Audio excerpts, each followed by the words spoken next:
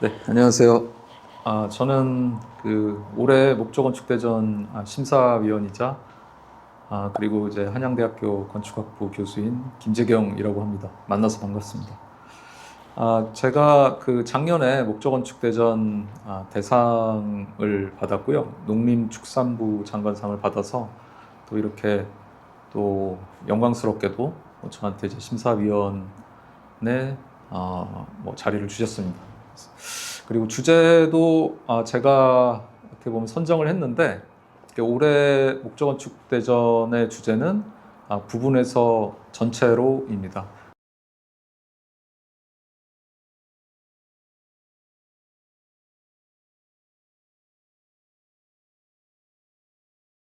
그래서 오늘 처음 뵙고 인사드리면서 그 주제에 대한 어떤 설명, 그 다음에 또 공모전에서 바라고 있는 작품 상에 대한 것들을 말씀을 드리도록 하겠습니다. 일단 그 주제에 대해서 제가 좀 설명을 드리면 부분에서 전체로는 크게 두 가지 관점에서 설명을 드릴 수 있을 것 같습니다. 첫 번째는 목조의 특성에 집중한 부분입니다.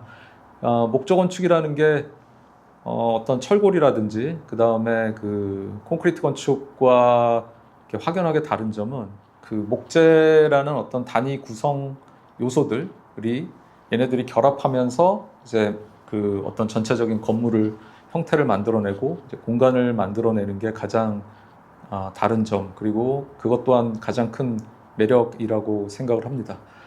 그래서 그 목조 건축의 어떤 특징을 가장 잘 드러낸 것들은 그게 뭐 하이브리드일 수도 있고 또는 이제 목재만 결합해서 이루어지는 걸 있을 수도 있지만 또 목재의 특성을 잘 이용해서 뭐 조인트라든지 어떤 결합 방식, 그게 저는 목재의 가장 큰 매력이라고 생각을 하고 있습니다.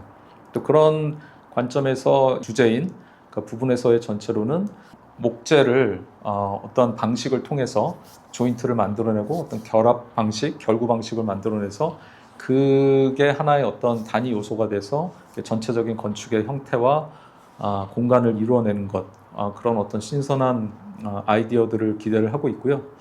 어떤 제 프로젝트로 예를 들어 드리자면 제가 2019년도에 발표한 세그루집, 그 다음에 2022년도에 발표한 진주에 있는 비체루가 어떤 결구 또 결합에 대한 아이디어가 전체적인 어떤 건축의 개념으로서 발전한 예시가 될 수 있을 것 같습니다.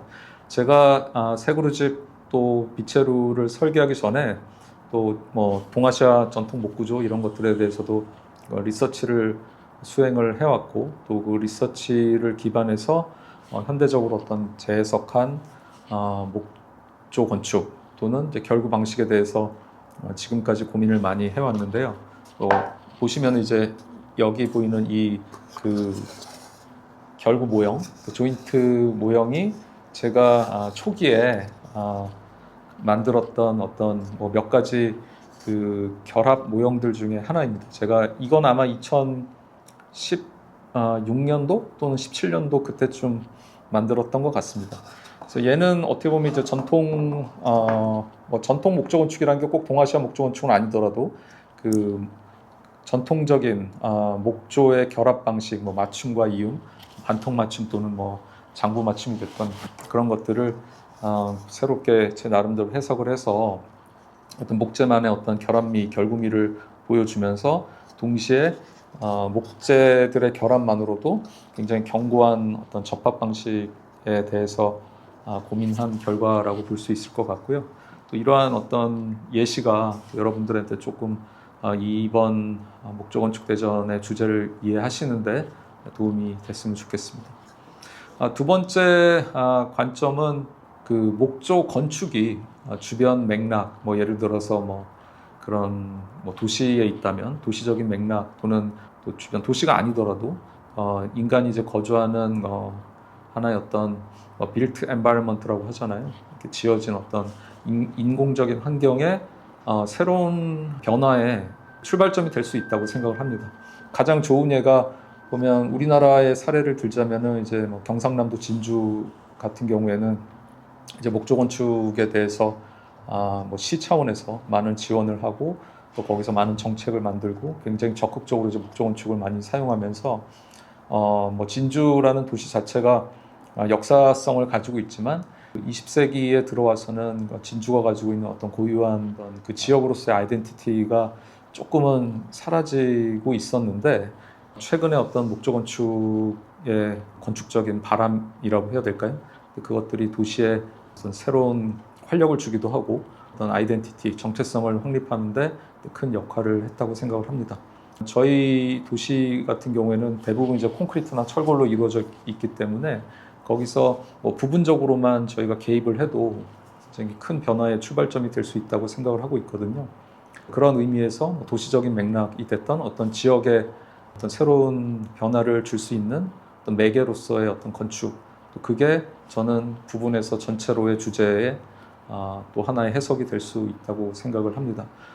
또 일본에도 보면은 일본은 뭐 목조 건축이 매우 이제 활성화돼 있기도 하지만 그 오카야마 현의 그 마니와라는 도시에 오치아이 약간 이제 복합센터 같은 커뮤니티 겸 뭐 행정 그 사무실도 있고 이런 복합센터 같은 역할을 하는데 굉장히 상징적인 어떤 건물을 굉장히 어떤 목조 건축을 도입을 하고 또 목조 건축의 뭐 미학이라든지 또 목조 건축에 가질 수 있는 어떤 기술적인 부분을 굉장히 잘 드러내면서 그 도시가 가지고 있는 정체성을 매우 잘 확립했다고 생각을 하고 있습니다.